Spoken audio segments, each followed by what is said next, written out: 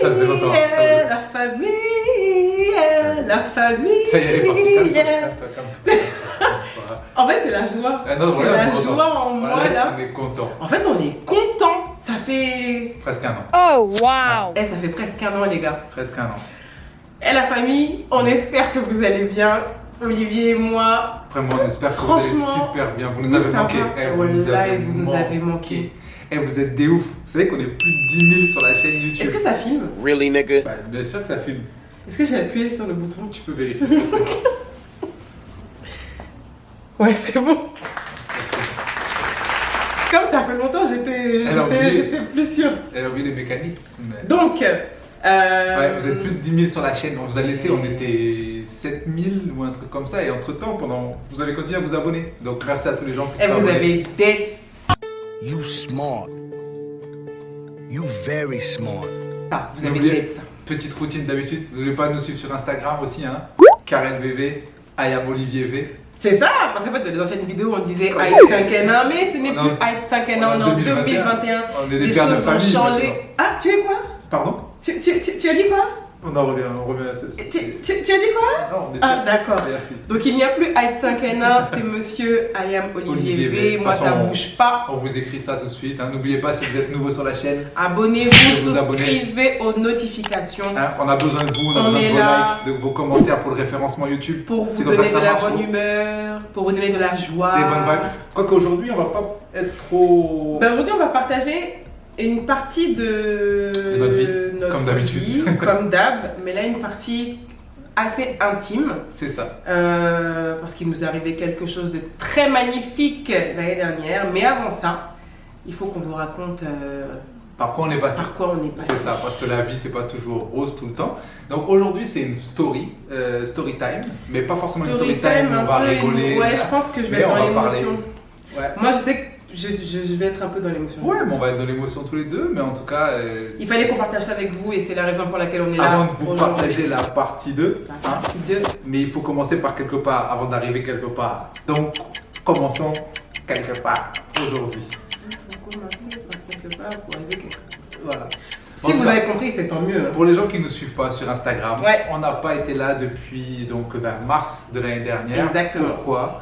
Parce que la première chose, c'est que nous avons eu un petit bébé. I was pregnant. Elle J'étais était enceinte, donc Voilà, on et a comme on voulait rester décidé, discret ouais, un petit peu sur cette grossesse, discret. et que Ouais, ça bon, commençait on à a se géré. voir sur le visage Ouais, de ça se Karen. voyait au niveau de la partie nasale, de la partie joufflale. Jouflal. Ouais, oui. Jouflal. Tu connais pas? Non, c'est pas très halal ce mot. Tu- Wait a minute. Wait, first of all, you're not gonna speed past that like you didn't just say what you just said. Tu connais pas joufflal? Non, je connais pas Jouflal. Mais oui, c'est ma. Non, c'est en fait, c'est ma Voilà. Donc Et- oui, ça commençait à se voir assez beaucoup, donc on a décidé d'arrêter. et, On a eu moi qui était bloqué pendant 5-6 mois. Mais on va vous expliquer ça aussi pourquoi. Quand je vous dis bloqué, c'est-à-dire que je ne pouvais pas rester assis ni debout, donc impossible de tourner des vidéos, de faire du montage. C'était chaud, c'était vraiment très très Mais difficile. Dieu est grand, Ouais. on a eu Dieu notre est- joli petit est bébé, moi je vais beaucoup mieux, donc on est de retour. We are back.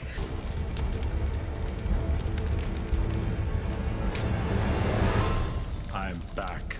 Oui, je suis là pour faire la traduction, tu vois. Je sais pas pourquoi je fais des sous-titres en anglais. Je sais pas. Je sais pas. D'un coup, elle est là, elle a décidé. Mais sur YouTube, j'ai l'impression que quand il y a des petits moments comme ça, ben, je suis là avec un anglais bancal en plus. mais donc voilà, donc aujourd'hui on est là pour partager avec vous une petite partie de notre vie Ouais. qui nous touche et qui a aussi touché beaucoup de personnes parce qu'il y a 3 ans maintenant, enfin Ouais. 2 ans et demi, parce que Ouais. c'était en 2018, mais c'était en novembre 2018, j'avais partagé sur Instagram une publication dans laquelle j'avais parlé de nos expériences passées concernant les bébés. À Exactement. savoir, Karel, quand est-ce que tu auras un bébé? Ouais, parce que Quand le bébé? il faut savoir que je sais pas si dans tous les pays c'est comme ça, en tout cas je pense que ça doit être un peu comme ça partout, mais au Sénégal c'est très présent. Et du fait qu'on soit des personnes publiques, Ouais. parce qu'on expose notre vie, Ouais. les gens oublient souvent qu'on ne se connaît pas dans la vraie vie Depuis combien de temps on se connaît? et se permettent souvent d'écrire à Karel: Ah, Karel, c'est pour quand le bébé? J'ai trop hâte que vous ayez un bébé ensemble, et bébé. Et il faut savoir que nous, avant notre petite fille qui est arrivée donc, au mois de juillet, on a eu 3 grossesses. 3 grossesses qui ne se sont pas passées au mieux, comme vous pouvez donc le constater. Ouais, comme vous l'avez peut-être compris. Mais qui ne sont pas passées au mieux, mais qui nous ont appris beaucoup de choses, qui nous ont permis de grandir. Et la première grossesse s'est passée en 2015. Voilà. Et en fait, aujourd'hui, on vous en parle parce que, comme je l'ai dit tout à l'heure, là, on a fait une publication qui, en fait, avait suscité beaucoup d'engagement. Non, mais c'est parce que, bon, c'est normal, hein, en tout cas, qui avait suscité beaucoup d'engagement de femmes qui avaient vécu la même chose que moi. Exact. Et en fait, on s'était dit qu'après la grossesse, on allait parler de ça en vidéo, parce qu'il y a plein de choses qu'on aimerait partager avec vous. Et parce qu'on se rend compte que parler de ce sujet, ça fait du bien à beaucoup de gens. Ouais. Parce que beaucoup de gens sont passés ou passent par ce qu'on a vécu. Ouais. Et souvent, on n'en parle pas. Et même nous, quand on l'a vécu, on s'est rendu compte que plein de gens autour de nous l'avaient vécu et nous n'en avaient jamais parlé. Donc ce sujet de la perte d'un enfant, d'une grossesse, pour nous c'était important, pour dire à tous ces gens en tout cas, qui se reconnaîtront que vous n'êtes pas seuls, qu'on sait ce que c'est pas facile, mais qu'il faut garder espoir et que la vie continue. Et voilà. Après, et ça c'est ce que je dis à chaque fois, la vie continue. Ça ne veut pas pour autant dire qu'il faut oublier l'événement passé. Aujourd'hui, si Olivier et moi on est là et qu'on peut vous en parler, c'est parce qu'on a réussi à faire notre deuil et qu'on a réussi à aller de l'avant. Mais ça ne veut absolument pas dire que nos enfants, parce que c'est nos enfants n'ont pas été et ne seront pas. Ils sont là, ils font partie de notre vie. On pense à eux à chaque jour de leur anniversaire. On s'est tatoué le nom de notre première fille et en fait on pense à eux, on prie pour eux et c'est les grands frères et grandes sœurs de notre baby K qui est arrivé en juillet dernier. Donc vas-y, tu voulais commencer, tu parlais de 2015. 2015, la première grossesse, donc... la joie. Ouais, la joie, c'est-à-dire que je me rappelle Karel, j'étais en train de dormir. Et Karel qui vient dans le lit, t'es là, tu dors. Elle fait comme ça. Toi, t'es là, t'es en train de baver, tu ouvres les yeux. Je fais bébé, ça va? Elle me teste de grossesse comme ça devant les yeux, mon gars. Tellement elle était dans la joie, elle était contente. C'est-à-dire, Ah non, j'étais dans une joie, c'est-à-dire que En fait, j'attendais ça, non pas parce que ça faisait longtemps, c'est parce que je me suis dit, tiens, avec Olivier, ok, on est mariés. Ça faisait, donc c'était en 2015, donc ça faisait 6 ans qu'on vivait ensemble. Oui, qu'on vivait ensemble, mais ça faisait pas 6 ans qu'on était mariés. On était mariés depuis 2 ans. Ça faisait 6 ans qu'on vivait ensemble, ça faisait 2 ans qu'on était mariés, donc cette grossesse, en tout cas, elle était venue, on va dire, quand il fallait. Ouais. Quand il fallait, on n'avait pas de pression. J'étais dit, moi j'étais sous contraception, on a arrêté la contraception justement pour que je puisse tomber enceinte. Je suis tombée enceinte assez rapidement. Je suis obligé de faire une petite blague, tu vois, tu connais. Bref, je suis tombée enceinte assez Kobe. Mais bon, le résultat, Olivier, voilà. Non, mais bon, peut-être qu'on a marqué le panier. En tout cas, on a gagné le match. On a marqué un panier. Un bon rattrapage. Donc effectivement, je suis tombée enceinte très rapidement et en fait, après nous, et je pense que c'est comme ça dans beaucoup de familles africaines, avant 3 mois, on ne dit pas qu'on est enceinte. Ouais, on ne dit pas. Et, on ne montre pas. Et même, je pense que c'est pas que dans beaucoup de familles africaines, je pense un peu partout parce que souvent on dit que les 3 premiers mois, c'est là les mois. Tu as plus où... de risque de faire une fausse couche. Exactement. Parce que... Une femme sur 4 peut faire une fausse couche avant son premier trimestre ou pendant son premier trimestre. Et souvent, il ne faut pas le prendre comme c'est un problème de la maman. C'est plus que généralement, ces grossesses-là, c'est des enfants qui ont soit un problème, c'est des fœtus qui ont déjà un problème déjà de base. Donc le corps sait que le fœtus a un problème, donc évacue. Tiens, docteur Olivier Vulliard. Oui, on a appris. Quoi de neuf, docteur? Shout out Ibrahim Aïdibé, si tu regardes cette vidéo. Tu vois. Et donc, nous, on l'a gardé pour nous. Voilà. Mais tout de suite, quand Karel a su qu'elle était enceinte, elle l'a dit à ma mère, on l'a dit à nos parents et nos amis proches. Ouais, nos frères et sœurs. On était vraiment dans la joie. Ouais, on était vraiment dans la joie. Tout se passait très bien. Ouais, tout se passait très bien. Premier trimestre, deuxième trimestre, j'arrive à 6 mois de grossesse. Ouais. J'étais donc ici à Dakar, on est resté là et je continue à aller au travail normalement. Et un jour, est-ce que je dois raconter là comment ça s'est passé? Oui, non, vas-y. Ah, d'accord. Donc, un jour, donc pour moi, comme tout allait bien, j'avais pas forcément de stress ou quoi que ce soit. Je me réveille un matin, et j'avais des douleurs au ventre et j'ai remarqué que je saignais. J'avais des saignements. Et normalement, en général, quand on saigne, c'est pas bon signe. Sauf que les douleurs que j'avais dans le ventre, moi je ne savais pas ce que c'était. Je voyais. Je ne veux pas t'interrompre, mais il me semble même que la veille, tu m'avais dit déjà que tu avais des petits saignements. Je me rappelle plus. Je me rappelle plus, ça date de 2015 quand même, mais donc. Ouais, ça date. Mais en tout cas, c'est sûr que le matin. C'est ça, le matin en tout cas, j'ai eu des saignements. Donc j'ai écrit à mon gynéco pour lui dire je suis en train de saigner, qu'est-ce que je fais? Il m'a dit viens au cabinet. Et c'était des petites pertes. Et c'était des petites pertes, mais lui m'a dit de venir au cabinet, mais moi, j'étais au travail. Voilà, c'était déjà moi, je me suis dit ok, j'ai une conférence de presse à 10h, il était 8h30, je vais passer au travail, faire ma conférence et après la conférence de presse, j'irai à la clinique. Erreur, parce que pendant ma conférence de presse, j'avais des douleurs, j'avais mal au ventre, mais je ne comprenais pas ce que c'était, j'avais mal au ventre, etc. Finalement, la conférence se passe, se termine et je vais à la clinique. J'arrive à la clinique, j'explique ce que j'ai, que je suis enceinte depuis presque... j'étais à 26 semaines. Ouais. J'étais à 26 semaines, que j'étais enceinte, etc. Mais que là, j'ai mal et que j'ai des saignements. Donc, j'ai vu une... c'est une sage-femme? Je sais pas, parce que bon, moi, je n'étais pas là. J'étais au travail quand ça s'est passé. Et c'est après que tu m'as rappelé. Et c'est après, donc en tout cas, on me fait un examen. Et en fait, au loin, on me dit mais est-ce que tu as la possibilité de dormir ici ce soir? Et pour moi, j'ai pas tilté plus que ça, tu vois. Donc je me suis dit je veux dormir pourquoi? Ça se passe bien, non? Tout va bien. Et en fait, ce que j'ai compris après, c'est qu'en gros, on m'avait mesuré mon col avec le doigt et que mon col était un petit peu ouvert. Mais bon, pour moi, j'avais pas de stress. Donc j'appelle Olivier pour lui dire que Olivier, je suis à l'hôpital, j'ai mal au ventre, je saigne comme un peu plus et on me demande si je peux rester à l'hôpital. Et en fait, ce que j'ai fini par comprendre, c'est que les douleurs au ventre que j'avais, c'était des contractions que j'avais depuis la veille. Sauf que quand tu n'en as jamais eu, tu ne sais pas ce que c'est qu'une contraction. Et donc, j'avais des contractions. Et pour vous la faire très très courte, j'ai accouché le soir. C'est ça. Donc, Karel m'a prévenu, moi j'étais au travail, donc j'ai quitté mon travail en urgence. Ouais. Je suis venu retrouver Karel, on a passé l'après-midi. Je suis arrivée là-bas à la clinique. 11h30. Ouais. Et donc en fait, pour vous expliquer, le souci qu'a eu Karel, c'est que Karel a une béance de col, c'est-à-dire que son col souffle trop tôt, voilà. Et ce qui fait qu'il n'arrive plus à tenir le fœtus. Et donc quand on est arrivé, les médecins ont essayé de tout faire pour permettre au fœtus de rester à l'intérieur et peut-être de remonter un peu. Et donc j'ai été couchée, je me rappelle à un moment, j'étais couchée à l'envers. C'est ça, elle était couchée les jambes un peu en l'air pour que ça puisse... la gravité, pour que ça puisse...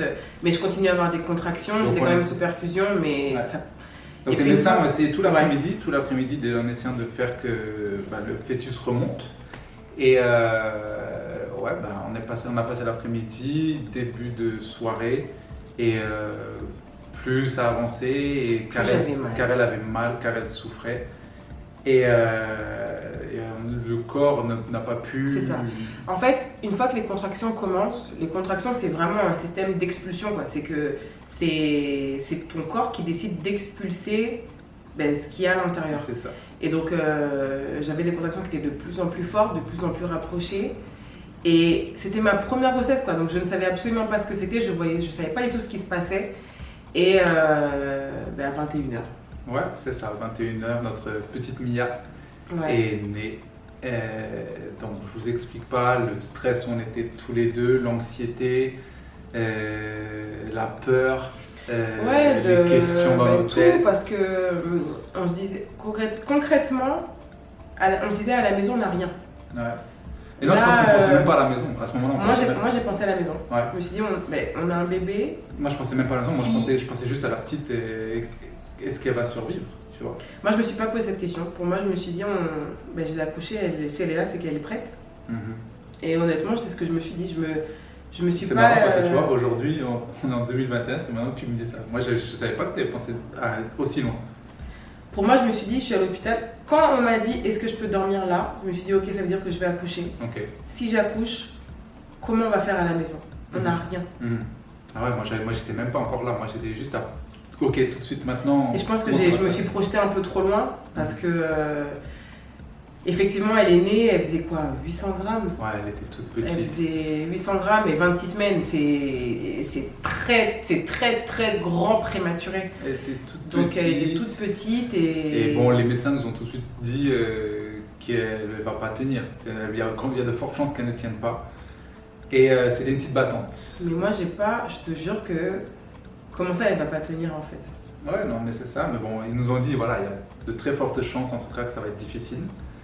Et en plus, le seul hôpital qui pouvait gérer des grands prématurés, donc l'hôpital principal, il n'y avait plus de couveuse.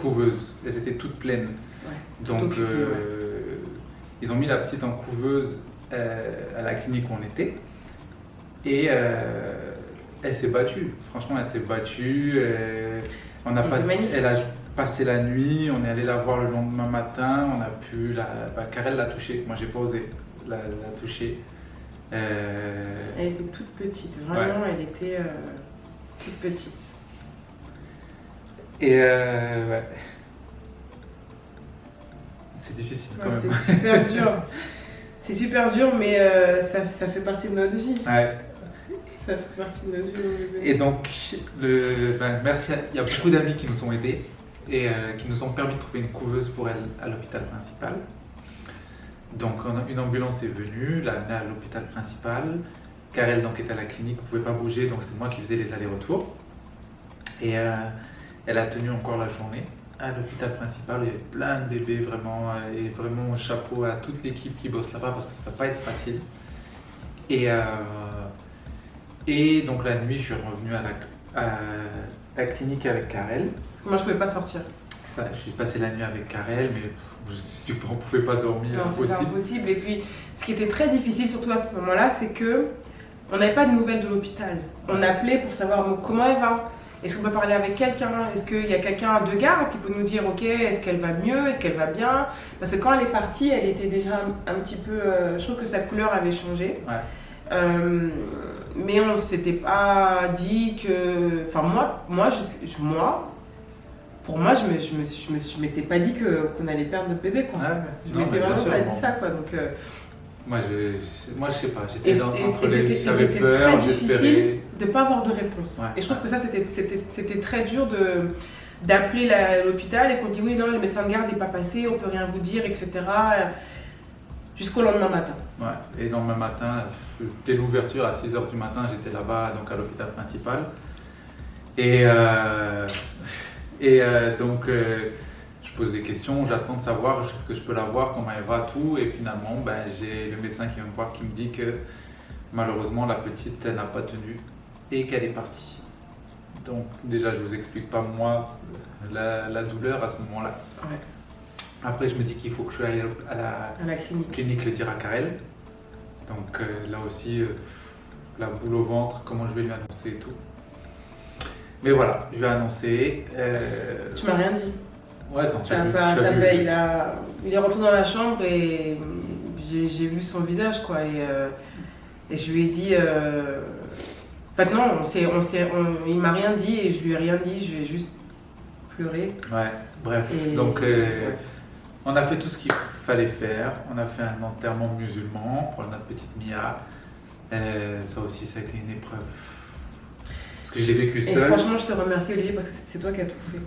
Ouais, bon, c'est pas moi, c'est mes tontons qui nous ont aidés. Je sais, mais c'est toi qui as tout fait. Mais je pense que ce qui a été le plus dur pour moi, ça a été de voir la petite laver et dans un linceul blanc et de la voir, elle était tellement belle. Et quand je l'ai vue, j'ai craqué, bref. Et donc bon, on a fait l'enterrement et après on n'est pas rentré tout de suite à la maison, on est allé chez une tata. Et c'est là qu'on a découvert que justement il y avait plein de tatas à moi, à nous, qui nous ont avoué que Karel, j'ai déjà perdu un enfant. On a vu des tatas qui nous ont dit qu'aujourd'hui elles ont 3 enfants, elles en ont perdu 14 avant, ou 11, je sais plus. Et en fait, les gens nous l'ont dit, mais toujours à huis clos. Ouais. Et on a eu plein de gens. Quand je vous dis plein de gens, et c'était juste notre entourage proche, là on n'en avait pas encore parlé sur les réseaux, mais juste dans notre entourage proche, le nombre de personnes qui nous l'ont dit, même si sur le coup, tu es tellement dans ta douleur que tu réalises pas qu'il y a plein de gens à qui c'est arrivé et que t'es pas tout seul, t'as l'impression que t'es tout seul à ce moment-là. Mais et c'est là qu'on s'est rendu compte qu'il y a énormément de gens à qui c'est arrivé. Donc bref, on a pris le temps qu'il fallait. C'est ça, on a mis quelques jours avant de rentrer à la maison. Avant de rentrer à la maison, tout. Et après on est rentré. Et ce qui était dur, c'est ça, c'est qu'il y avait plein de gens à qui on avait déjà annoncé que Karel est enceinte. C'est ça qui était la partie la plus difficile, je pense.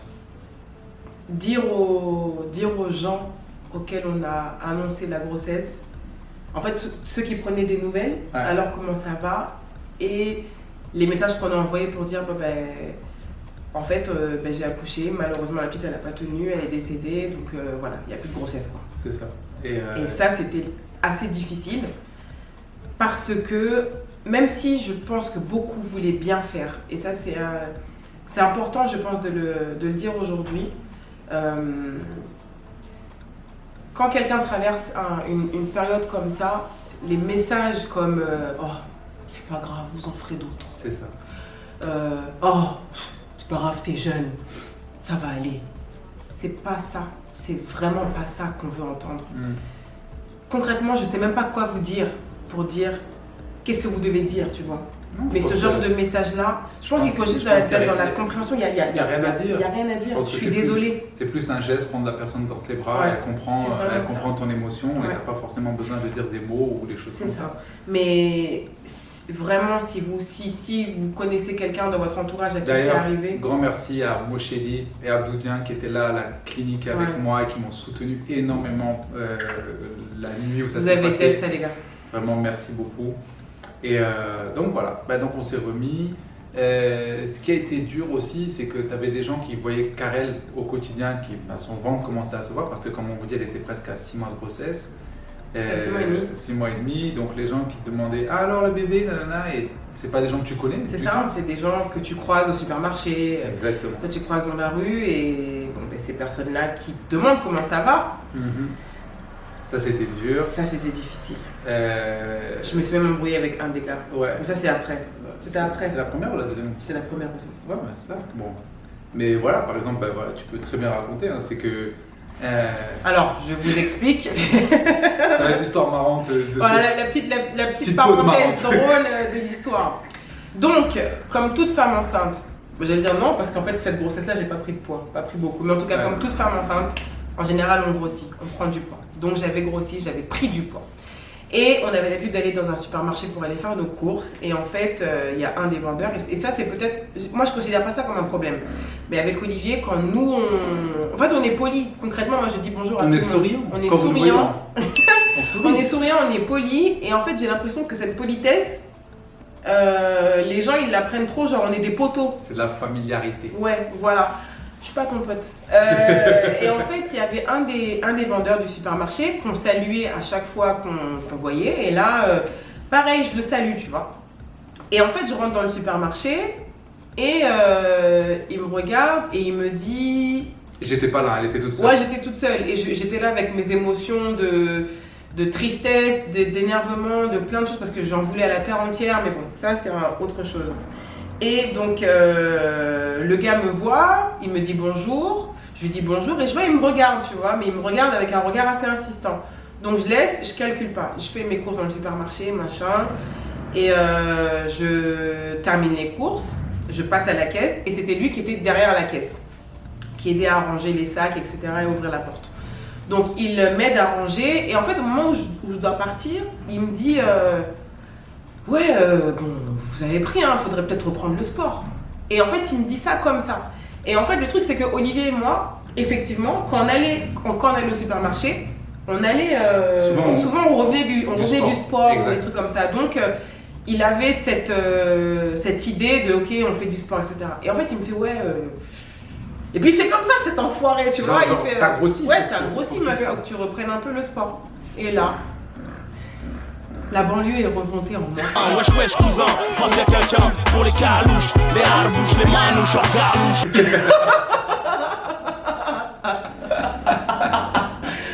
Le sang de Paname est rentré dans mon corps. Ouais, c'est transformé en Super Saiyan. Je me suis transformé. J'ai dit ce soir, tu vas morfler mon gars. Donc le gars me dit ça, et là je dis ouais non c'est mort. Et je commence à l'enchaîner. Je dis mais en fait toi, déjà de 1, tu vas commencer par fermer ta gueule. Damn, get here, girl. Get here. Boy? Je comprends même pas pourquoi tu ouvres ta gueule. T'as une femme? Est-ce que t'as une femme? Il dit oui. Est-ce que t'as un enfant? Il dit oui. Quand ta femme elle était enceinte, est-ce qu'elle a grossi? Il dit oui. Je dis ben voilà, moi j'étais enceinte, j'ai perdu mon enfant. Et maintenant? My nigga. Aujourd'hui, je peux en parler comme ça. Mais sur le coup là, quand le mec m'a dit que sa femme était enceinte, qu'il a eu un enfant, que sa femme a grossi, je lui dis mais ta femme elle a grossi, mais moi pareil, j'étais enceinte, mais j'ai perdu mon enfant. Maintenant tu vas dire quoi? Et il faut imaginer que c'est à la caisse, donc il y a les gens qui sont. Oh, il y avait tout le magasin, tout le staff. Ils ne savaient plus où. Et puis c'est pas, je parlais doucement. Hein. Moi, quand je suis énervée, je parle, je crie, je suis dans les grands gestes. Et c'est exactement ce qui s'est passé. Et donc le mec, il s'est senti très très bas. Et il s'est excusé. J'ai d'autres caissiers, d'autres gars qui sont venus pour me calmer, pour me dire calme-toi. Et lui, en fait, vous inquiétez pas, on va lui régler son compte. Plus jamais. En fait, lui, voilà, plus jamais il va dire à une femme qu'elle a grossi. Plus jamais. Voilà, c'était la petite parenthèse un petit peu drôle de l'histoire. Si tu regardes cette vidéo, espèce d'enfoiré, sache que je me rappelle encore de ta tête et que si je te croise dans la rue, je te casse les dents. Voilà. Ah ouais. Oh, donc voilà, je le recroise encore dehors, je lui mets un coup de tête. Et donc, en fait, ce qui était dur après cette grossesse, c'est ça, c'est toujours d'avoir des gens qui écrivent « Ah, c'est pour quand le bébé ?» Ou tu vas dans un restaurant, comme disait Karel, on sourit aux gens, ouais. Le patron ou les serveurs, non souvent les patrons, « Ah, mais alors, c'est pas un mariage, pour faire un enfant, tout ça. » Et en fait, les gens ne se rendent pas compte qu'en posant cette question, tu ne sais pas ce qui se passe dans la vie des gens. Tu ne sais pas si les gens ne peuvent pas avoir un enfant. Tu ne sais pas si... S'ils en ont déjà eu, qu'ils sont en train de vivre un deuil, s'ils n'en veulent pas. Tu ne sais pas. Donc, arrêtez de poser cette question. Vous croisez des gens, ça va, tu vas bien? Tant mieux, ça s'arrête là. C'est fini. Mais ne rentrez pas dans l'intimité. Vous n'êtes pas là dans le lit quand ils font les bails. Donc, ne leur demandez pas, tu vois. Donc, exactement. Donc, notre petite fille est née le 5 novembre 2015. Et donc, voilà, on s'est reconstruit assez rapidement parce que en janvier 2016, Kobe.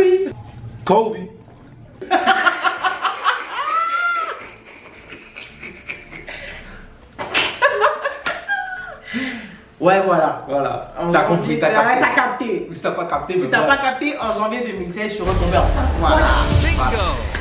Très rapidement, parce qu'en fait c'est ça, j'ai pas de difficulté à tomber enceinte. Ou alors moi j'ai pas de difficulté à faire utiliser. Oui, mais non, écoute-moi, c'est tout. C'est ça votre problème les mecs. Vous pensez trop, vous êtes... gars, vous venez juste planter une graine, tout le reste là c'est chez nous. Tu viens juste... En plus tu la plantes même pas, tu injectes comme ça. Et ensuite c'est une fois que c'est à l'intérieur ici que les choses se passent. Oui, mais comment on dit? Attends, si le fumier n'est pas bon. Le fumier n'est pas bon. Si la graine n'est pas bonne, tu peux avoir un bon terrain. Mais si la graine n'est pas bonne, ça ne se passe. Non, tes graines sont très bonnes. Elles sont bonnes. Tes graines sont très bonnes, mais le terrain aussi. Et voilà. Teamwork. Donc, en janvier 2016, je suis retombée enceinte. Donc très vite, forcément, dès qu'elle retombe enceinte, première chose c'est l'inquiétude, hein, parce qu'on se replonge tout de suite dans ce qui vient de nous arriver quelques mois auparavant. Donc on le dit tout de suite à nos mères, qui tout de suite nous disent très rapidement. Est-ce que vous voulez pas que Karel vienne en France? Ça serait mieux que Karel vienne en France pour la grossesse et tout. Et je pense, voilà, on se dit, bon, effectivement, c'est peut-être mieux qu'elle parte parce que peut-être mieux encadré, peut-être plus de matériel. C'est ça. On cherche une manière de se rassurer et de se dire que cette grossesse va bien se passer et qu'on n'a pas envie de revivre la même chose. Et on s'était dit qu'en cas de risque, effectivement, le fait d'être en France, ça allait mieux se passer. Si j'accouchais là aussi à 26 semaines, peut-être je sais que en tout cas dans Paris, il y a des hôpitaux pour les grands prématurés et que ça allait peut-être mieux encadré, si je peux dire ça comme ça, et que si j'accouchais encore à 26 semaines, le bébé pourrait tenir. Voilà. Donc en mars j'étais à 2 mois et demi, et en fait voilà, ce qu'on s'était dit, c'était que quand je suis tombée enceinte, j'ai directement dit à mon gynéco que j'étais enceinte, et il a dit cette fois cerclage automatique. On fait un cerclage. Donc une fois arrivé en France, il faudra demander à faire le cerclage. Donc c'est ça, donc Karel part avec tout son dossier, tout, elle arrive en France et donc elle va à l'hôpital. Mais attends, Ouais. parce que pour justement faire le cerclage, on ne peut pas le faire dès qu'on sait qu'on est enceinte. Oui. Il faut attendre la fin du premier trimestre pour pouvoir poser le cerclage parce qu'avant le premier trimestre, il peut se passer des milliards de choses. Ouais. Et donc c'est toujours mieux d'attendre la fin du premier trimestre pour pouvoir poser le cerclage. Donc je suis partie à 2 mois et demi. Ouais, à 2 mois et demi, donc disant, elle est partie en France c'est avec ça. son dossier. Et elle est partie donc à l'hôpital de Ballanger, ouais. C'est ça, donc Hôpital le Ballanger. plus près de Celui qui est à côté de chez moi. chez elle. Et donc elle a vu un médecin à qui elle a donné son dossier, à qui elle a fait donc l'historique de ce qui lui est arrivé avant. Tout dit. Et on devait attendre qu'il fasse une réunion, une cohorte de médecins, une réunion pour étudier son cas et décider s'il lui faisait un cerclage ou pas. Voilà. Et leur réponse a été Que malheureusement, non, on ne peut pas faire de cerclage parce qu'en fait, le cerclage, c'est pas automatique et que c'est comme les antibiotiques. On en fait de la pub. Les antibiotiques, c'est pas automatique et ben le cerclage, c'est pas aussi automatique. Voilà. Si, bref, pour avoir le cerclage, il faut avoir, et ça je l'ai compris une fois que j'étais à l'hôpital, il faut faire 3 fausses couches pour avoir un cerclage automatique. Mais après, l'erreur qu'on a faite, c'est qu'on s'est arrêté qu'à l'avis de ces médecins-là. Et je pense qu'on aurait Voilà, dû prendre peut-être un deuxième voilà, ou notre troisième avis. erreur, c'est ça, c'est peut-être de ne pas avoir Parce été que dans un peut-être autre qu'un endroit. un autre groupe de médecins aurait étudié le cas de Karel comme ok, il lui faut un cerclage automatiquement. Ouais. Parce qu'en fait, eux, ce qu'ils nous ont dit, c'est qu'en gros, les résultats qu'on avait rapportés de Dakar n'étaient pas assez concluants pour dire que Karel avait une béance de col et qu'il fallait qu'elle ait un cerclage automatique. Voilà. Et en fait, ce qu'ils lui ont dit, c'est que en fait, chaque 2 semaines, il fallait qu'elle vienne faire une échographie pour vérifier l'état d'avancée de sa grossesse. C'est ça. Donc en fait, plutôt que de me faire un cerclage qui allait assurer à tous les coups ma grossesse, ils ont dit que non, ça devrait aller. Et effectivement, toutes les 2 semaines, j'allais venir faire une écho du col. Donc l'échographie du col, c'est... Bon, j'ai pas besoin de vous expliquer, mais bon, c'est un truc qu'on... Voilà, t'es une meuf de gants, mais déjà tu fais des signes de gants pour dire que c'est un truc qu'on- Bref, c'est un truc qu'on met pour faire l'échographie, pour voir l'ouverture ou la fermeture du col. Et donc toutes les 2 semaines, je devais me déplacer et faire une échographie. Et l'échographie se faisait juste en face de l'hôpital. Mhm. Donc tout se passait bien.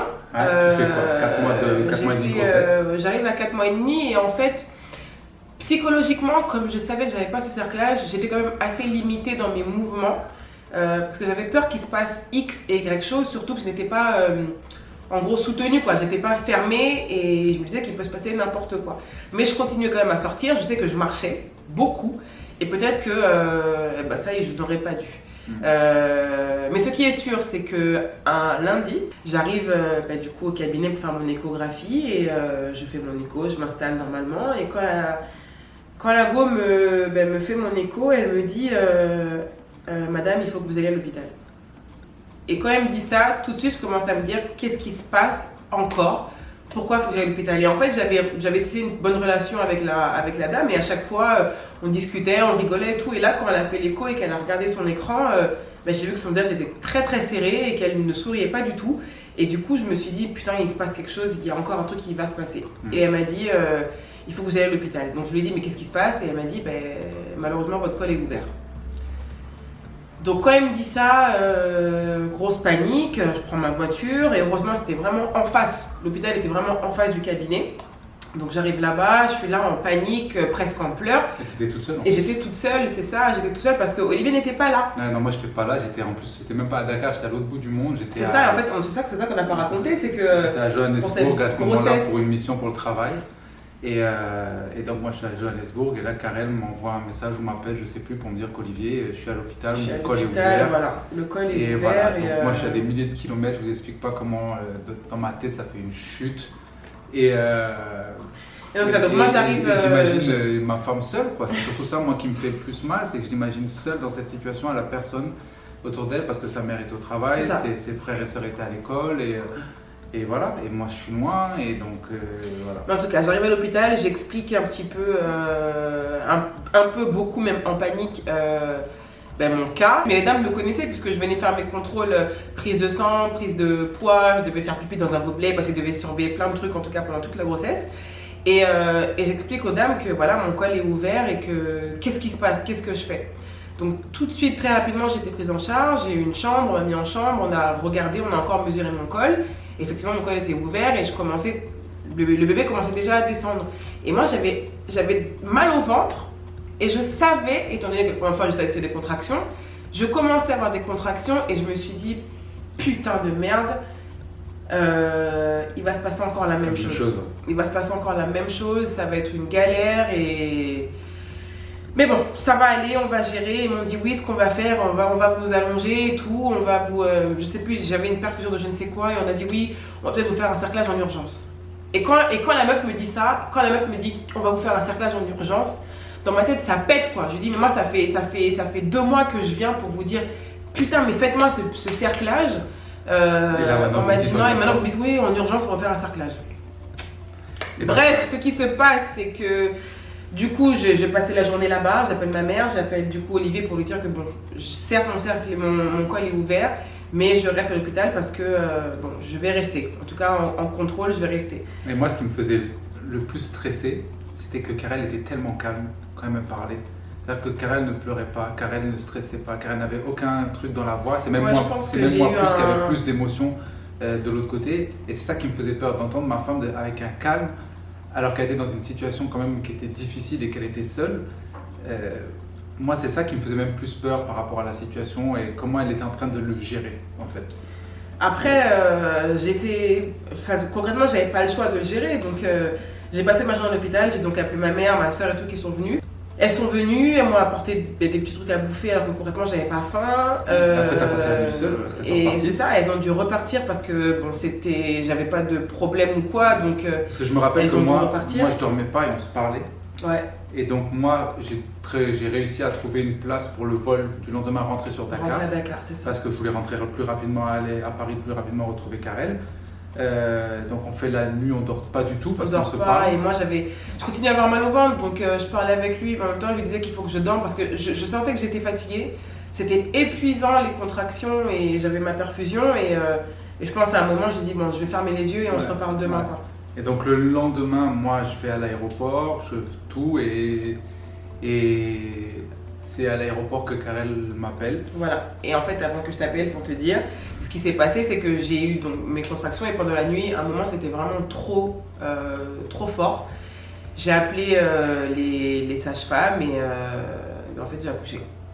Voilà. J'étais à 19 semaines. Voilà. J'étais à 19 semaines, donc un petit garçon. Presque Hakim. 2 mois. Presque 2 mois avant la première grossesse. Et donc j'ai accouché comme ça. C'est très difficile, mais j'ai insulté toutes les personnes qui étaient dans la salle d'accouchement. Ça, je les ai insultées, pas elles personnellement, mais je leur ai dit voilà ce qui est. J'ai sorti tout ce que j'avais dans le truc de me dire putain, ça fait 2 mois que je me pointe ici. Depuis, je vous dis, je veux un cerclage parce qu'il est en train de se passer exactement ce que j'ai déjà vécu et je vous ai dit, ça va se repasser. Voilà ce qui s'est passé, voilà ce qui est en train de se passer. Vous m'avez pas écouté parce que vous vous êtes dit oui ben voilà la meuf elle a fait son accouchement au Sénégal, elle a fait ses soins là-bas, peut-être que la qualité des soins c'était pas bon, le compte rendu de mon médecin il n'était pas assez peut-être professionnel ou en tout cas il avait pas de poids à leurs yeux et ce qui fait que là je suis en train de vivre une situation que je n'aurais pas dû vivre. Ouais. Donc j'ai tout craché et du coup j'ai accouché effectivement d'un petit garçon qui s'appelle Hakim. Et donc voilà, et donc après ça, honnêtement, juste après avoir délivré, parce que ça s'appelle la délivrance, juste après ça, émotion zéro, plus rien. J'ai pas pleuré, j'étais pas triste, j'étais même plus énervée, je ne ressentais plus rien. Et du coup on m'a mis dans la salle de réveil et je suis revenue dans ma chambre et j'ai appelé Olivier pour lui dire voilà, et quand je l'ai appelé, il était à l'hôpital, il était à l'aéroport, pardon, et je lui ai dit, j'ai accouché et on a perdu le bébé. Ouais. Donc ce qui fait que moi, le petit, je ne l'ai pas vu. Donc je vous explique pas le vol jusqu'à Dakar, donc 8 heures, je dors pas, je suis en train de réfléchir. J'arrive à Dakar, je fais juste la nuit et je prends un billet pour partir le lendemain. À Paris, donc j'arrive à Paris car elle était déjà sortie de l'hôpital. Oui, bon après concrètement qu'est-ce que j'allais continuer à faire là-bas quoi. Il voulait honnêtement et puis je crois qu'il voulait me garder parce que je sais pas trop mais en tout cas moi j'ai accouché le matin et je voulais sortir voilà j'ai accouché le matin c'est bon il est midi j'ai plus rien à faire ici en fait je vais très bien maintenant C'est bon, je vais rentrer chez moi. Le seul souvenir qu'on a de Hakim, c'est qu'on a l'empreinte de ses pieds. Ouais, On a l'empreinte de ses pieds au moins. ça, ils ont fait ça. Et donc voilà, donc moi quand j'arrive, Karel vient même me chercher à l'aéroport. C'est ça. Donc j'ai ma cousine qui est venue, Kémy, gros bisous. Parce Concrètement, moi, j'aurais pu prendre ma voiture et rentrer. Comme je l'ai dit, je suis venue le lundi avec ma voiture pour un test. Le mardi, après l'accouchement, là, j'aurais pu tranquillement prendre la voiture et rentrer à la maison. Mais ma cousine a dit hors de question. Donc du coup, elle est venue me chercher. Elle a ramené à la maison. On est resté un petit peu à la maison et après, elle est rentrée chez elle. Et le lendemain, c'est ça, Olivier est venu. Donc notre petit Hakim est né le 7 juin 2016. 2016, ouais. Et voilà. Et Olivier, voilà. Et est donc arrivé le lendemain. après on est resté 1 mois sur Paris parce que justement on s'est dit pour plus que ça nous arrive, ce Ouais, problème, plus peu importe où on jamais. soit dans le monde, Ouais. on va faire toutes les batteries de tests nécessaires pour Karel afin qu'on sache quel est le problème et qu'on nous dise plus voilà on sait pas ce que c'est. Donc on a fait 1 mois où elle a fait tous ses tests et C'est ça, tout. prise de sang. Et on est rentré à Dakar. Et il faut comprendre donc, que Karel venait de vivre en l'espace de 4-5 mois deux grossesses, fausses couches. 2 fausses couches. Donc nous, ce qu'on s'est dit, c'est que là, on va pas retenter un enfant tout de suite. On va prendre le temps que tu te remettes émotionnellement, Ouais, non, que tu te remettes physiquement, J'étais juste plus prête, quoi. que tu respires. Et c'est là qu'on a même d'ailleurs qu'on s'est lancé dans le blogging à 100%. C'est donc, ça, en 2016. un autre bébé. Voilà, et donc c'est en 2016, on a fait un break. On a dit, pas pour l'instant, on va se reposer. Donc on a fait 2016 jusqu'à 2019. Jusqu'à 2010... Ouais, 2019. 2019, où j'étais Et sous contraception. Sous contraception, mais entre-temps, Karel a sorti son post, son fameux post Instagram, Oui. où elle a parlé de 2 grossesses qui nous sont arrivées, mais elle l'a sorti 2 ans après la naissance d'Hakim, donc elle l'a sorti en 2018, parce que moi j'ai essayé de la pousser plusieurs fois à le faire, parce que je voulais que justement, moi je trouvais que c'était... je trouvais que Karel n'avait pas exprimé ce qu'elle avait vécu. Et on continue à recevoir perpétuellement des messages. Dès qu'elle postait une photo de nous deux, dès qu'on faisait une vidéo de nous deux, elle recevait des messages genre « Ah, vous êtes mignon, vous êtes cute, je veux vivement que vous fassiez un bébé. Ah, c'est pour quand le bébé, tout. » Donc elle continue à recevoir ces messages. Ça lui faisait mal à chaque message. C'est comme si tu lui mets un couteau dans le cœur, ça lui faisait mal. Ouais, vraiment. Et elle disait rien, elle disait rien, elle disait rien. Et j'essayais de la pousser pendant, je pense, 2 ans. J'essayais de la pousser, pas chaque fois, mais peut-être une fois par trimestre. Je disais, mais Karel, t'es sûr que tu veux pas en parler une bonne fois, comme ça les gens vont plus t'envoyer ce type de messages et tout. Et en 2018, je pense qu'il y a eu un message de trop. Je pense qu'on était dans un week-end où on avait beaucoup bossé et on s'était dit, bah, tiens, on va se reposer. En fait, dans une semaine, pardon, on a beaucoup bossé. Et on avait un week-end où on a dit, on va vraiment se reposer. Tous les deux, on va prendre le temps et en fait, on va se reposer. Et donc moi, comme je partage absolument tout sur mes réseaux, j'ai dit, bah tiens, là, ce week-end, oh là là, on a vraiment dormi, on s'est vraiment reposé. Et quand je poste ça, je reçois un message d'une go qui me dit, oh, c'est bon, vous vous reposerez après, faites-nous les enfants. Ah, la go me dit ça. Les gens sur Instagram, vous oubliez qu'on se connaît pas. Hein. On se connaît pas en fait, vraiment, on se connaît pas. Vous la suivez, mais vous la connaissez pas. Donc des fois, ça, les gens, ils oublient qu'il y a des limites en fait. Mais bon, bref.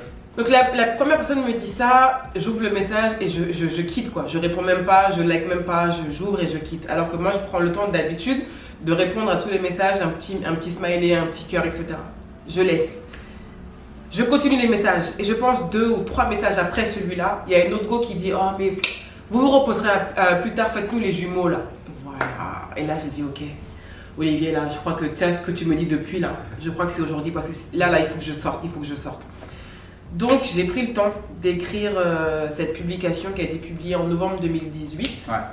Alors, je me rappelle plus exactement la date, c'était 8 ou 9, je sais plus, mais je vous mettrai le post quelque part ici, là dans la vidéo. Ça, vous pourrez aller sur ma page Insta et le relire. Mais effectivement, dans cette publication, en fait, j'ai écrit arrêtez de demander aux gens c'est pour quand le bébé. Arrêtez de demander aux gens quand est-ce que vous allez vous marier. Arrêtez de demander. En fait, arrêtez de rentrer dans la vie privée des gens. Ouais. Si les gens montrent des choses, en fait, arrêtez-vous à ce qu'ils vous montrent. N'allez pas chercher là où on vous invite pas. Et cette publication, c'était vraiment pour ça. Et quand on a fait ce post, je m'attendais à avoir des retours, c'était sûr. Mais je ne m'attendais pas à avoir autant de soutien, autant de personnes qui se sont reconnues. C'est un petit peu ce qui nous est arrivé avec la première grossesse. Sauf que la première grossesse, c'était dans notre cercle. Ouais, on a eu ça. beaucoup de mamans autour de nous qui nous C'est ont ça. dit qu'elles avaient vécu des problèmes similaires. Ouais, Et c'est comme là, maintenant, c'était le cercle Instagram de Karel. vraiment. nombre de femmes qui lui ont écrit pour leur dire qu'elles ont vécu la même chose, qu'elles connaissent ce problème, le nombre Merci de personnes d'avoir qui se écrit sont ça, merci reconnues dans d'avoir le mis fait. des mots sur ce que moi je ressens. Et puis on a eu je sais plus combien de commentaires. Ouais. Mais les commentaires là, c'était que ce qui était visible. Ouais. Le nombre de messages, ouais. DM que j'ai reçus, le nombre d'emails, des gens qui m'ont raconté des histoires. Et c'est là qu'on s'est rendu compte que Ah non. c'est un vrai problème et que Non, vas-y. et que je pense qu'on n'est pas préparé à ça. C'est-à-dire que quand on est petit, on nous dit, ben voilà, pour faire des bébés en cours de biologie, c'est comme ça. Voilà. On voit à la télé que faire des bébés, c'est comme ça. Et en fait, Alors on se dit que- qu'avoir un enfant, c'est facile. Alors qu'en fait, c'est un parcours. C'est très une difficile et mission. en fait, tomber enceinte ne veut pas dire avoir un enfant. Ouais. C'est Même déjà, tomber enceinte, c'est pas sûr. C'est Donc ça. vous avez ça, il faut tomber enceinte. Après, Ouais. ça veut pas forcément dire avoir un enfant. Ouais. Et on s'est rendu compte que c'est un problème, en fait, qui est commun à tellement de personnes, mais très peu de personnes en parlent. C'est pour ça qu'on a décidé de faire cette vidéo, Ouais. d'abord pour vous expliquer un petit peu par quoi on est passé avant d'arriver à où à on notre est bébé. aujourd'hui.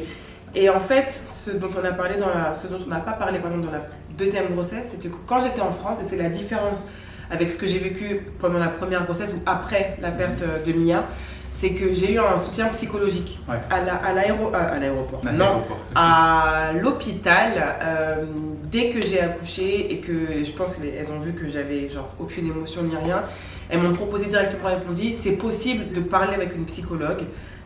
Est-ce que vous avez envie de parler? Donc moi je dis concrètement, moi j'ai rien à lui dire, mais j'ai quand même suivi ces séances, je pense que j'en ai fait 3-4. Ok. Et c'était marrant parce que j'y allais là-bas, la dame me posait des questions et moi je répondais à ses questions, mais bon voilà quoi, concrètement j'avais pas de...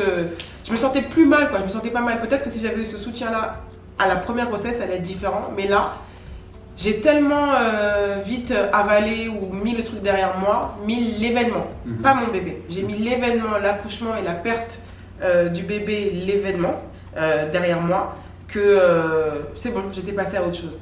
Et effectivement, ce soutien psychologique-là, je trouve qu'ici on l'a pas, Ouais. et c'est très dommage qu'en gros on commence à parler, à ouvrir la parole quand on voit quelqu'un à qui ça arrive. Ouais.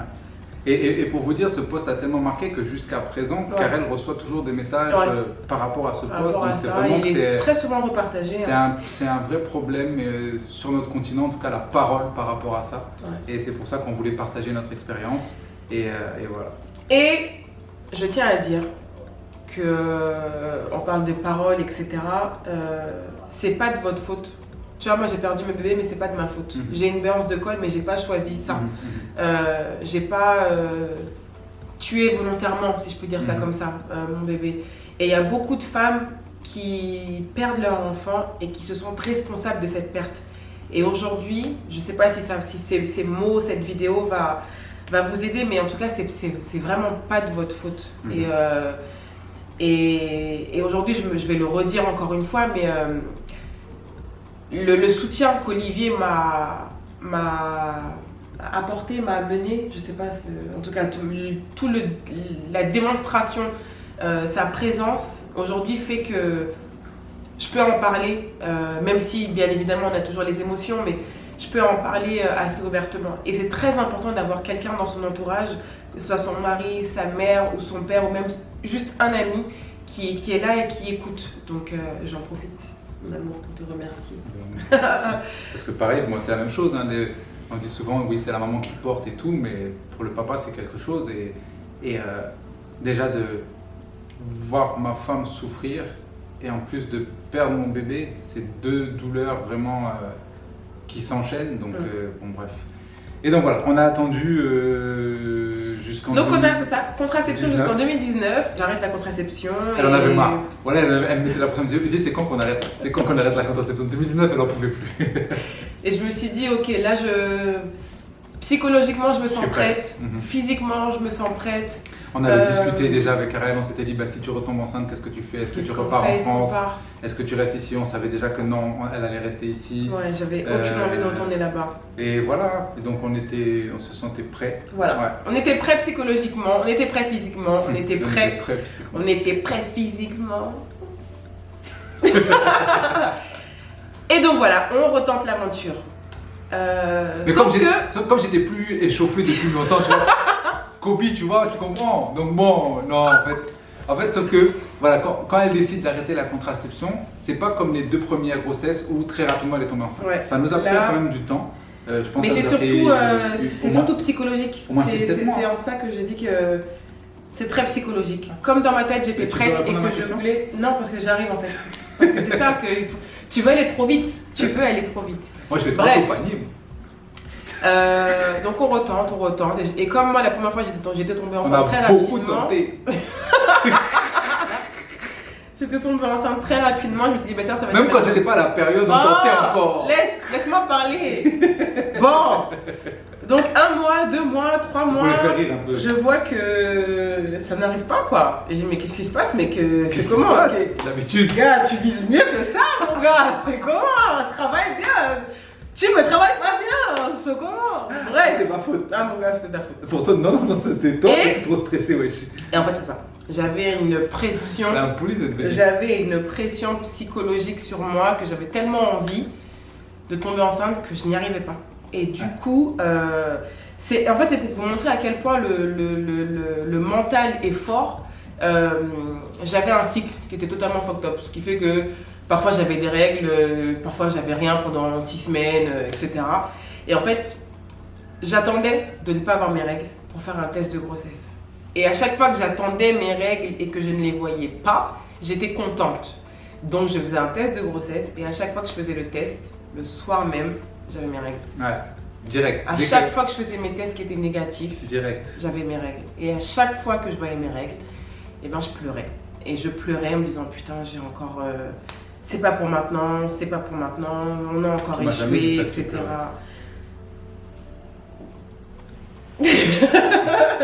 Voilà. Et donc j'étais très. En fait, voilà, c'est ça, j'étais très triste parce que j'avais vraiment envie de revivre ça. Et donc voilà, donc tellement j'avais envie, et ben, malheureusement ça ne venait pas. Ouais. Donc On on a devait. fait quoi? C'était On a fait 6 mois, 7 mois 6-7 mois et en fait je me suis dit bon on devait partir en France pendant Voilà. 1 mois. On avait prévu de passer les mois de juillet en France Voilà. pour aller voir la famille. C'est ça. Et avant Et- de partir je fais un test parce que à chaque fois que. Et en plus c'était une période où on avait beaucoup voyagé. Ouais. Et j'ai remarqué qu'à chaque fois que je voyageais c'était là que j'avais mes règles. Donc je m'étais dit plutôt que d'avoir mes règles dans l'avion, car elle fait un test, comme ça tu es sûr, comme ça tu n'es pas enceinte et comme ça tu as tes règles tout de suite. C'est exactement ce qui s'est passé. Et donc on est parti en France. Donc on fait tout le mois. On fait tout le mois en France, Ouais. tout se passe très bien. Tout se passe tout. très bien. Et on deux devait jours- rentrer. 2 jours fin avant, du mois. ouais, 2 jours avant de partir. On était, tu te rappelles, on était dans Paris, je me suis dit, bah, tiens, je vais prendre un test de grossesse Ouais. et faire un test d'ovulation. Ouais. Je voulais faire un test d'ovulation Ouais. et un test de grossesse. Et maintenant, je rentre dans la pharmacie, je demande les deux. Je vois le test d'ovulation, c'était 35 €. Le test de grossesse, c'était 4 €. J'ai dit, mon gars, viens, on prend le test de grossesse, test d'ovulation, on va gérer ça à Dakar, c'est pas grave, on va gérer après. Et donc, on achète le test, samedi après-midi et dimanche matin, j'ai dit, bah, je fais un test urinaire, comme ça on prend l'avion dans 2 jours. Et c'est bon. Et j'ai fait mon test vraiment sans conviction. C'est-à-dire, je me suis dit, car elle pisse sur le truc et puis c'est fini quoi. C'était vraiment ça. Donc je fais mon test. Et là, Et là. soudain, le test Et est positif. Et il y a 2 barres sur le test. Et je dis, ok, Karel, calme-toi, parce que tu es heureuse là, mais calme-toi. En fait, je me suis pas calmée, c'est mort. J'ai couru dans la chambre, comme d'habitude. Et on n'a pas raconté la deuxième fois qu'on était ensemble, comment ça s'est passé. Grâce, à chaque fois quand je dors, elle vient me met le test sous l'œil. Voilà, deuxième, Qui sent l'urine encore le test. Oh, You nasty. je suis mort. Oh là là, quel mytho. Et quel mytho. Oh, quel mytho. Bref, je prends le truc et je lui montre. Ouais. Donc Et- forcément, on a la joie. En plus, Joie. on était chez sa On mère. était chez ma mère, Donc on sort de la chambre, on le dit à sa mère, on le dit à son à frère, ma sa soeur, soeur, son ouais, beau-père, on on l'a dit le à tout le on le monde. dit à tout le monde. Moi Et en j'appelle plus, tout de on suite devait- mes c'est parents, ça. je le dis à mes parents, à mes soeurs, et on se dit qu'on va le dire que à eux. Ouais, que notre. Comme d'habitude, quoi, la C'est ça. famille. Et on le dit à Kémy. Oui, On parce dit qu'elle était à la maison. C'est ça. On a Et- fait un barbecue, petit shout-out à tous mes cousins. Et donc là, comme le test C'était un test urinaire n'est pas sûr à 100%, on se dit on va aller faire un test sanguin Voilà, le une prise de lendemain, sang le lundi. Le lendemain. Comme ça pour être sûr à 100%. Donc Ouais. le lundi, on va faire le test le matin. Lundi, voilà, prise de sang, résultat l'après-midi, et on devait voyager mardi. Mardi, on rentre à Dakar. Voilà, mardi on rentrait à Dakar et direct d'ailleurs, Lundi, c'est lundi? Bon, bref. Lundi, on fait le test. L'après-midi, j'ai les résultats. On a les résultats qui confirment donc qu'elle est confirme. enceinte de 5 semaines. Ouais, que j'étais enceinte de Si vous faites le 5 calcul, semaines. tout s'est passé à Dakar. Voilà, tout s'est passé à Dakar avant de partir et pourtant j'avais fait un test avant On de a mis partir. tous les bagages. Oh putain, t'es En con. soute. Bref, on était heureux. Ouais, franchement, Honnêtement, le lundi, on heureux. était contents et le Euh, lendemain, on devait voyager donc à Dakar avec ma sœur. Donc ça, le lendemain, on rentrait à Dakar. Donc Squatteuse, là, toujours là. Karel, moi et donc Elodie tous les trois, sa petite sœur. Donc on part, on fait nos valises. Ouais, on fait nos valises, on est part content, tranquille, on dit est qu'on rentre à la vraiment maison. contents. Et... Que dès qu'on arrive, on va aller voir le gynéco et tout. C'est ça, et en fait lundi, quand j'ai eu les résultats, j'avais écrit un mail au gynéco pour lui dire que je suis enceinte et que je te vois mercredi en fait. C'est ça. Et donc on va à l'aéroport le mardi, on fait toutes les formalités, on enregistre nos bagages, on passe la douane, nanana, tout se passe bien. C'est bien, on va chercher les petits sandwichs, C'est ça. les magazines. Pour moi, je prends toujours les magazines de cuisine, donc comme d'hab quoi, avant de prendre l'avion. On est posé dans le hall avant Voilà, salle l'enregistrement, d'embarquement, c'est ça. d'embarquement. Et moi j'étais avec Elodie, il y a des bornes PlayStation, on était en train de jouer à la console, tout. Et en fait, Karen ne me le dit pas tout de suite, mais elle commence à avoir mal au ventre. Voilà. Elle commence à avoir mal au ventre, Ouais. Elle commence à se sentir pas bien, Et à un moment, elle m'appelle, elle me dit, Olivier, Il faut que j'aille aux toilettes. viens, il faut que j'aille aux toilettes, surveille les affaires, je me sens pas bien, j'ai mal au ventre, il faut que j'aille aux toilettes. Et elle se lève et elle sent qu'elle est humide d'entre la source. On s'excuse vraiment des détails, hein, mais Sur notre jambe qu'elle est humide. il faut qu'on vous Et explique les en choses. fait, elle était en jogging et en fait, quand elle se lève, je vois que sur le siège, il y a des traces de sang. Il y avait du sang partout. Non, pas partout, mais Il y avait du sang, Olivier. C'est-à-dire Il que y quand avait du sang, je suis mais allée dans les toilettes, pas partout. C'était pas au point de tout le fauteuil parce que les gens là, quand tu dis partout, ils vont imaginer que c'était. mais donc sur le fauteuil, en tout cas, il y avait une trace. Il y avait une trace sur le Mais fauteuil. j'avais une protection en plus, hein, j'avais une protection, j'avais mis quelque chose parce que en fait j'avais déjà des petits saignements en fait. Mais pour moi c'était léger, j'en avais eu même avant. Donc, Et donc Karel va aux toilettes et donc là, moi je me dis qu'est-ce qui se passe encore. Et là, je réalise qu'on est à l'aéroport avec Elodie. Et Sur le point qu'est-ce qui va se d'embarquer. passer sur le point d'embarquer parce qu'il se commençait à appeler les gens pour monter dans l'avion. Donc je vois que Karel revient pas, Je dis Elodie, va voir ta soeur, va voir qu'est-ce qui se passe, Et je suis là avec les affaires, je commence à stresser et tout. Et je vois Elodie qui commence à revenir un peu au loin. Et je vois son visage qu'elle est en train de pleurer et tout. J'ai dit, oh merde. Et donc là, je prends toutes les affaires, je monte pas les couilles, je prends tout, me lève et je vais aux toilettes et je tape et j'entends Karel qui est derrière la porte en train de pleurer, en train de crier. Et donc voilà, vous avez compris, bref, elle a fait une fausse couche à l'aéroport. à l'aéroport. Et ce qui est encore plus fou, c'est que à 1 heure près, on était en l'air, quoi, on volait, quoi. Et ça serait pu se passer dans l'avion. Et c'est là où un malheur est bon, Ouais. je sais plus comment on dit l'expression, mais bon, bref. Dieu merci que ça Ouais. s'est passé juste avant qu'on monte dans Parce l'avion. qu'on allait embarquer là. Ouais, on allait embarquer et si ça s'était passé en plein vol, ils auraient dû poser l'avion à cause de cette situation. Et donc heureusement que ça s'est pas passé quand même en l'air. Ouais.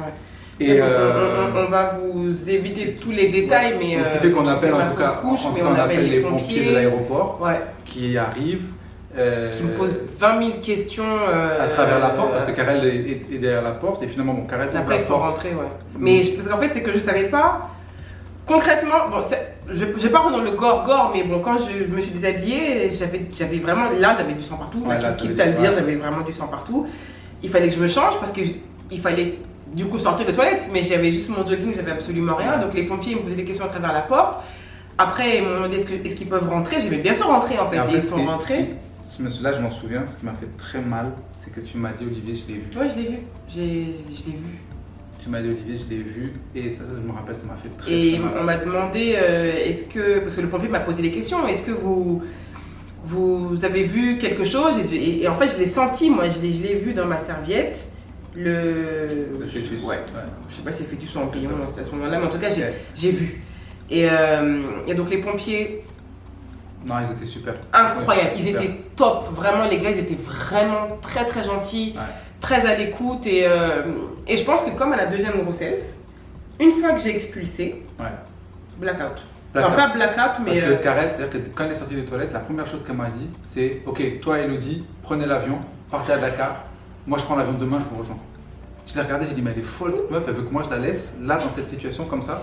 Mais Et elle était loin. Et, ouais, je crois que j'étais ouais, plus j'étais là. pas Et donc ce qui fait que donc, les pompiers Ils m'amènent à amènent Karel à l'hôpital l'hôpital de l'aéroport.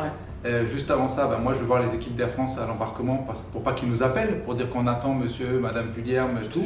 Et je leur explique ce qui se passe. Et franchement, même les équipes d'Air France Ah ouais, à non, l'aéroport ouais. de Paris elles ont été C'était- top parce que direct le monsieur m'a dit ne vous inquiétez pas, Ouais. on va vous changer vos billets, vous n'aurez pas de frais, tout. Revenez tout à l'heure et on va gérer ça. Donc on va à l'hôpital de l'aéroport. C'est ça, du coup, parce que donc, l'hôpital de l'aéroport était équipé, quand même, pour les premiers soins. Ouais. Mais il n'était pas équipé pour de la gynécologie obstétrique, donc ils m'ont dit d'aller à l'hôpital le plus proche, Qui était qui était l'hôpital. Ballanger, l'hôpital dans lequel j'ai fait ma deuxième grossesse et j'ai accouché. Là où vous voulez pas me faire le cerclage là, c'est là-bas je suis C'est retournée. là-bas. Bref. Et donc Karel va à l'hôpital. Moi je reste à l'aéroport avec Elodie qui est restée pour m'aider. Ouais, bon, franchement. Parce que on voulait récupérer les bagages. Après finalement les bagages ils nous ont dit que non on peut les laisser là et qu'on a juste à Je serai changer sur les le billets. vol de... Ouais. Donc je vais voir les équipes d'Air France, des dames aussi pareil, au top. Et je pense qu'une parmi elles avait déjà vécu ça ou connaissait quelqu'un qui avait vécu Ah. ce problème-là, donc elle était encore plus touchée. Qui nous disent il n'y a pas de problème, sauf qu'on a juste besoin d'un certificat de l'hôpital qui dit que Karel peut voyager. Ouais, que j'étais apte à voyager. Parce qu'elle a perdu beaucoup de sang et il fallait quand même que l'hôpital valide. Donc là, avec Elodie, nous, je sais plus comment on est rentré. Vous êtes à l'hôpital, vous? Non, on n'est pas venu à l'hôpital. Vous allez directement à la maison, elle s'est retrouvée à la maison. Je sais plus comment on est rentré à la maison. Je sais plus si quelqu'un qui est Parce que venu moi, je sais que je suis chercher. rentrée, j'étais à Ouais. l'hôpital avec maman. Ouais. T'es pas venu à l'hôpital? Je sais pas avec si Elodie? c'est tonton qui est venu nous chercher. Non, on n'est pas venu à l'hôpital. Vous n'êtes pas venu à l'hôpital, donc Non. on s'est vu directement à la maison. On s'est retrouvé à la maison. Ok. Et donc oui, on s'est retrouvé à la maison. Et en plus, Karel arrive à l'hôpital. Et c'est pas, elle tombe sur des infirmières qui la suivent sur Instagram. Donc, C'était incroyable. donc C'était... elle Et puis est- aujourd'hui, maintenant, il y en a même une ou deux que je suis sur Insta. Gros Ouais. bisous, les filles. Et donc Karel est dans sa situation et en même temps il y a des gens qui lui disent mais vous êtes pas... Mais dans le respect, Mais toujours. je pense qu'elles m'ont dit ça parce que j'étais réceptive. Et Ouais, que comme bien je t'ai sûr, dit, bien sûr. j'étais pas dans les Non, larmes, mais pas c'est dans les pleurs. parce que quand t'as fini, tu rigolais. Ouais, c'est bon. Et- Enfin, j'ai fini, Ouais. c'est bon. C'est bon. Et Passons c'est à ça- autre chose en fait. C'est ça qui... mais c'est ça, tu vois, on en parle là, mais c'est ça que souvent qui, moi, me faisait peur dans ces situations, c'est de voir le détachement que tu avais par rapport à ça. Et je me disais, est-ce que c'est normal, tu vois, qu'elle soit aussi détachée? Mais après, c'est ta force de Is caractère. et my t'es fort. wife crazy? Exact. Donc bref, donc finalement, donc on a le papier De l'hôpital, parce qu'effectivement, je continuais à saigner beaucoup, mais ça s'était un petit peu régulé. Donc j'avais cette autorisation de reprendre l'avion. C'est ça. Donc je dis à Karel, moi je retourne à l'aéroport, je fais elle me dit non, moi je viens avec toi. Donc elle est venue avec moi. On a fait les papiers et donc le lendemain, on a pris l'avion, on est rentré à Dakar. Ouais. Et c'est marrant parce que Karel, il y a un an, elle regardait ses memories Snapchat, Instagram. C'est ça, et à chaque fois, enfin tout le temps, je reçois, voilà ce que vous postez il y a un an. Voilà où vous étiez il y a un an. Et d'habitude, je filme toujours tout à l'aéroport et tout. Ouais. Et je crois que j'avais commencé à filmer d'ailleurs. On a nos petits rituels à C'est l'aéroport. ça. À chaque fois qu'on voyage, on a nos petites photos, nos petits rituels et tout. Voilà. Et Et je pense que j'avais filmé qu'on rentrait à Dakar Ouais. et que j'ai Commencé. supprimé les stories. Ouais, Je les ai ouais. supprimées. Ouais.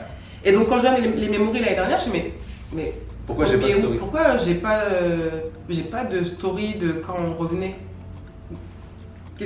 Pourquoi j'ai pas filmé?